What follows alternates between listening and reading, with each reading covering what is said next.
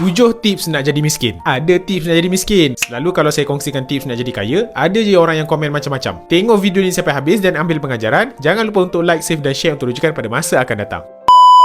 Yang pertama, gaji RM4,000 sebulan tapi belanja macam Sifu Forex dan juga Founder Kosmetik. Yang kedua, pastikan bila dapat gaji, belanja dulu baru menyimpan. Jangan simpan duit banyak-banyak, nanti kena zakat pula. Kalau duit dah banyak, kena sedekah pula. Yang ketiga, selepas je mula bekerja, terus beli kereta idaman. Paling-paling pun kereta Honda. Barulah ada gadis pandang, betul tak? Tak mampu? Tak ada masalah. Loan 9 tahun kan ada, zero down payment lagi tu. Kalau tak mampu sekarang ni mudah je, kita buat loan je. Kalau tak nanti dah tua, tak merasa dah. Yang keempat, dah beli kereta mahal, buat personal loan, nak make up kereta bagi nampak sporty. Apa barang doktor beli kereta mahal tapi pakai exhaust bisu. Hari-hari lepak dekat PV, upload gambar dekat media sosial, acah-acah kaya. Padahal hutang keliling pinggang. Duit habis tak apa doktor, kita boleh buat hutang lagi. Kredit kad kan ada. Yang kelima, beli rumah idaman paling mampu selepas mula bekerja. Yang keenam, tak perlu nak ambil takaful. Bila kita dah jatuh sakit dan tak boleh nak bekerja, barulah kita boleh jadi miskin tegar. Bukankah itu ultimate goal kita? Yang ketujuh, dan ini yang paling penting sekali, jangan follow saya sebab saya kongsikan ilmu cara macam mana kita nak kaya dan cara macam mana kita nak kukuhkan simpanan melalui tabungan emas. Dapat masuk tersirat,